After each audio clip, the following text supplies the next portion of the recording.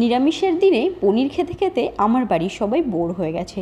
তাই আমার ছেলে বলল, মা আজ আমি একদম পনির খাবো না, তুমি পনির বাদে আর যা কিছু করবে চলবে, কিন্তু প্লিজ পনির আর না। তখন আমি ভাবলাম পনিরের বদলে কী রান্না করা যায়। চট করে সয়াবিনের কথা মাথায় এলো, আর আমি সয়াবিন রান্না করে নিয়েছিলাম।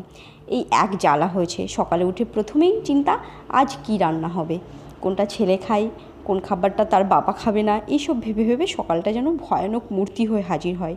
আর আমি বেচারা এইসবের পাল্লায় পড়ে ঘেমে নিয়ে এক্কেবারে জল।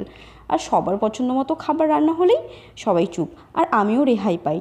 আজ এমনিভাবেই রান্না করে নিয়েছিলাম গাঁদাল পাতার বড়া, উচ্ছে সিদ্ধ, আর সেটা বলবারই বা কী আছে।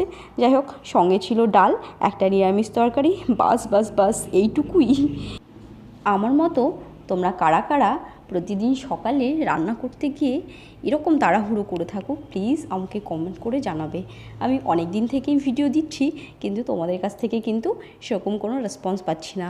আমি আশা রাখবো যে তোমরা রেসপন্স করবে, আর আমার ভিডিওগুলো ভালো লাগলে কিন্তু অবশ্যই লাইক কমেন্ট শেয়ার করবে।